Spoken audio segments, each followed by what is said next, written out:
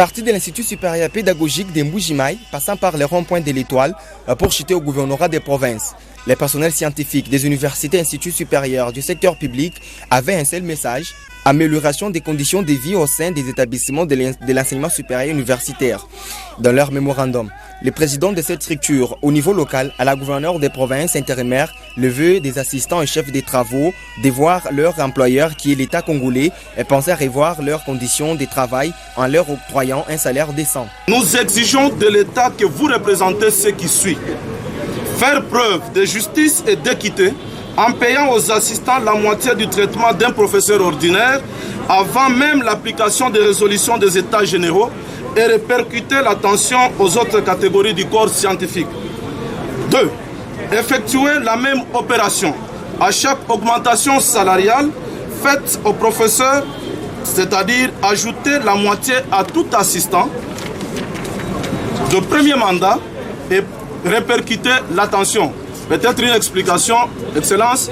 À ce niveau, dans d'autres provinces de la République, vous trouverez que les chefs de travaux sont les mieux payés, les assistants, avec l'arme aux yeux. Je vous informe que les collègues qui sont derrière moi, il y en a qui ont 7, 8, 10, 15 ans. Ils sont chefs de travaux, assistants, ils ne sont même pas payés par l'État. Et pourtant, ils sont pères de famille.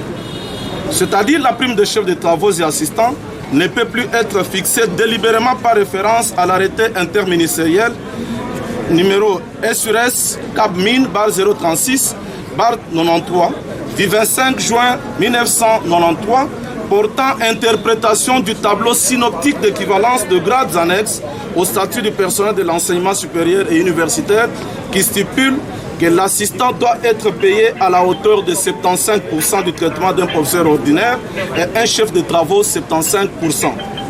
Mécaniser les 28 680 nouvelles unités à l'enseignement supérieur et universitaire et payer environ 6 000 chefs de travaux à leur grade à travers toute la République. La gouverneure Jean Tulonga Moussamba a promis de transmettre leurs desiderata acquis des droits pour une suite favorable. Je comprends la situation. Je crois que 2022, comme lui-même l'a dit, c'est l'année du travail où nous allons travailler. Et moi, je vous demande de ne pas être trop dur. Si vous durcissez, mais alors vous allez laisser les autres accepter qu'on aille. J'ai pris acte et je vais pouvoir transmettre le message et les choses vont s'arranger en 2022. C'est depuis le 5 janvier et date de la rentrée académique que les chefs de travaux et les assistants du secteur public ont déclenché ces mouvements de grève. Une centaine des assistants chefs de travaux ont pris part à cette marche.